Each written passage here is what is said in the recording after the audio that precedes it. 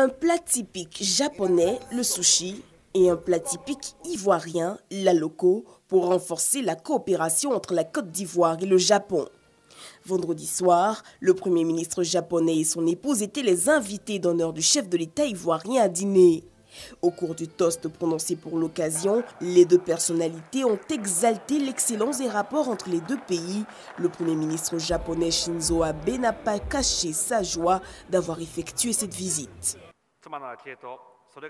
Ensemble avec mon épouse Akie ainsi qu'avec les chefs d'entreprise du Japon qui m'ont accompagné à cette visite, je souhaite assumer le rôle de missionnaire de l'Afrique de l'Ouest au Japon. C'est la raison pour laquelle j'ai tenu à venir en premier en Afrique de l'Ouest francophone. L'Afrique de l'Ouest possède des ressources naturelles encore inexploitées, une agriculture riche et une population de 300 millions d'âmes 2 fois plus importante que celle du Japon.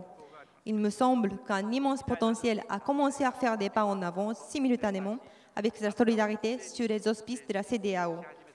La Côte d'Ivoire en particulier poursuit une remarquable reconstruction post-conflit sous le leadership du président Ouattara. Ce souffle puissant du rétablissement économique n'est-il pas le symbole même de l'énergie de l'Afrique de l'Ouest? C'est pour cette raison que j'ai désiré visiter la Côte d'Ivoire en premier.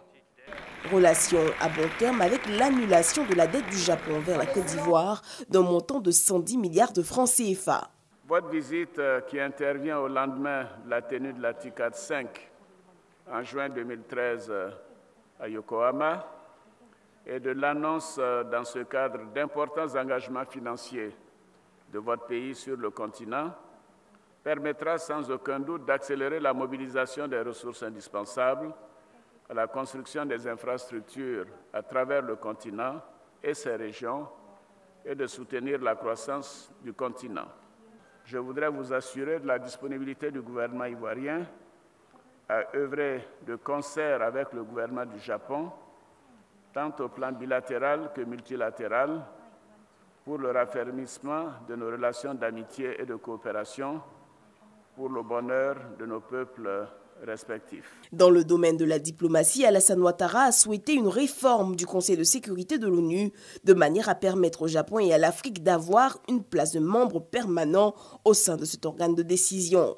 Le président ivoirien a par la suite élevé Shinzo Abe à la dignité de Grand Croix de l'Ordre du Mérite ivoirien et son épouse au grade de commandeur dans le même ordre.